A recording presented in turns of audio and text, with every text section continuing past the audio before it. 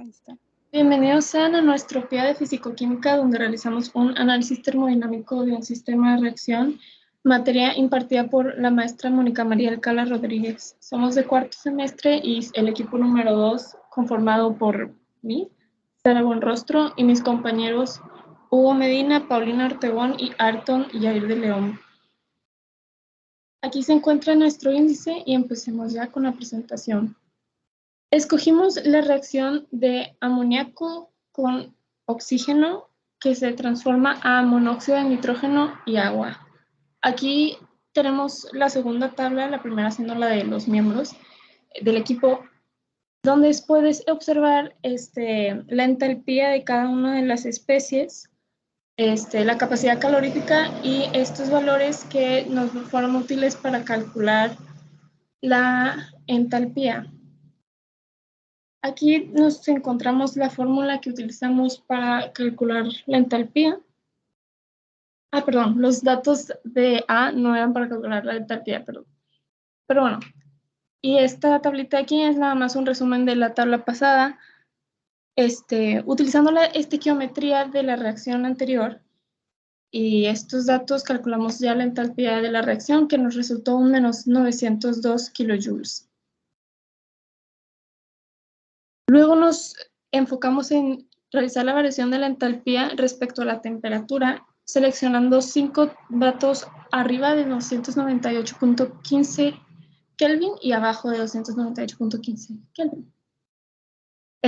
Los cálculos fueron extensos, pero como les mencioné, utilizamos los valores de A obtenidos y la misma fórmula igualmente basándonos en la estequiometría, perdón, para conseguir la capacidad calorífica dependiendo de las temperaturas, y de ahí obtuvimos la entalpía nuevamente respecto a la temperatura, obteniendo una gráfica que se ilustra de la siguiente manera.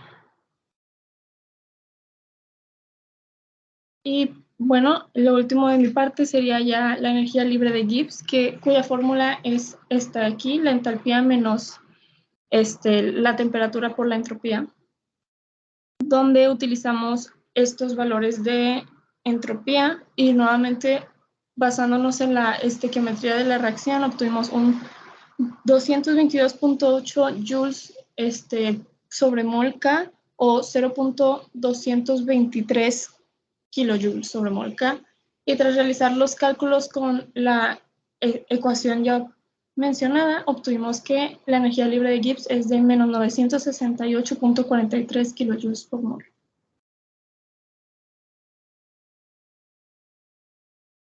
A continuación, vamos a explicar la determinación de la constante de equilibrio a condiciones estándar. Y bueno, como bien ya sabemos, al hablar de condiciones estándar, nos referimos a que la presión es de una atmósfera y la temperatura son 298.15 Kelvin. Para esto se usa la fórmula del equilibrio termodinámico, la cual es la variación de estándar de la energía libre de Gibbs, y esto es igual a la constante de los gases por la temperatura absoluta. Esto se multiplica por el logaritmo natural de la constante de presión. Y bueno, pues para esto primero hay que sacar los datos de delta G y delta H, los cuales vienen en las tablas que nos proporcionó la maestra. Después de esto se calcula el delta G a condiciones estándar, que es lo que viene aquí, y con eso hay que encontrar la constante de equilibrio con la ecuación que ya mencioné, la cual en el caso de nuestra reacción nos da que la constante de presión es 1.478.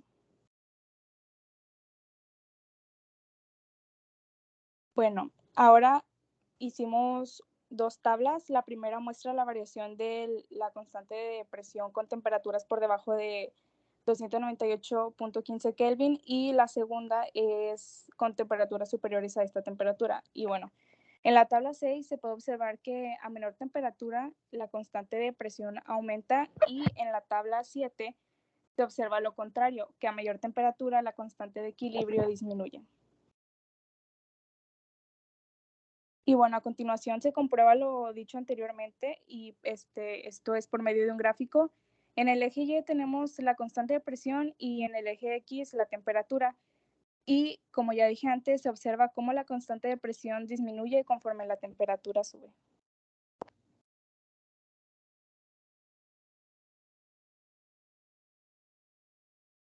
Para calcular el valor de la conversión del sistema respecto a la presión considerando la temperatura óptima, primero se determina la constante de equilibrio y se sustituye la presión por una atmósfera y la temperatura óptima es la que generó el mayor valor de constante de equilibrio, siendo esto ocurre cuando la temperatura es de 248,15 Kelvin y aquí la constante es de 1,599.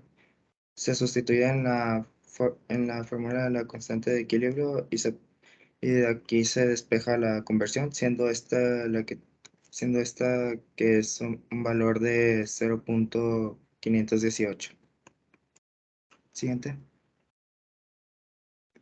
Para obtener para obtener el efecto de la conversión respecto respecto a la presión, se sustituye en lugar de una atmósfera las que se muestran a continuación, 1,2, 1,4 y así. Y se puede notar que la conversión no varía respecto a la presión. Siguiente. Y se, y se determinó la composición del sistema en condiciones estándar utilizando una conversión obtenida a una atmósfera. Y se sustituyen en los valores en las fórmulas de composición de cada reactivo que ya se mostró en una diapositiva anterior. Mm, Y se graficaron estos valores.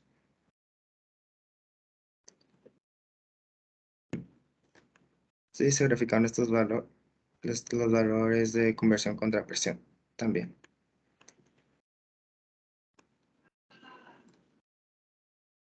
Y ahora yo les voy a hablar de los usos del óxido de nitrógeno y para esto, primero que nada, de acuerdo a la Agencia para Sustancias Tóxicas y el Registro de Enfermedades, el monóxido de nitrógeno es un gas de olor dulce penetrante a temperatura ambiente.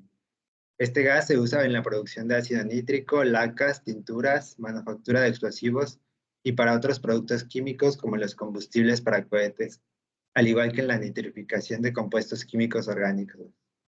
El óxido de nitrógeno puede ser encontrado en el ambiente debido a que son liberados al aire desde el escape de vehículos motorizados, de la combustión del carbón, petróleo o gas natural y durante procesos tales como la soldadura al arco, la galvanoplastía, el grabado de metales y la detonación de dinamita.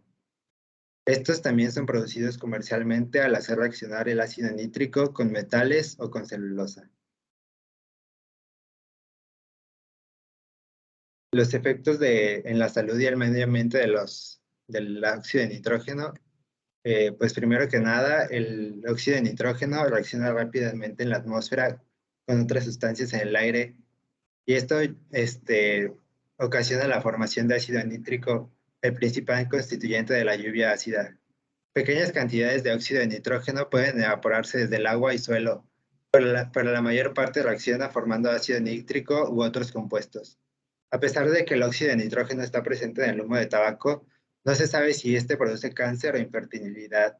Sin embargo, se sabe que puede irritar los ojos, nariz, garganta, pulmones y en ocasiones provoca tos y una sensación de falta de aliento, cansancio y náusea.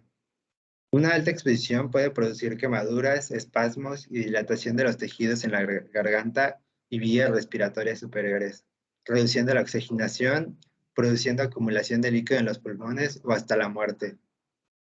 Y por último, la exposición de animales preñados a los óxidos de nitrógeno ha producido efectos tóxicos en los fetos. Los óxidos de nitrógeno también han producido alteraciones en el material genético de células de animales. Sin embargo, todavía no sabemos si la exposición a los óxidos de nitrógeno podría causar efectos sobre el desarrollo en seres humanos.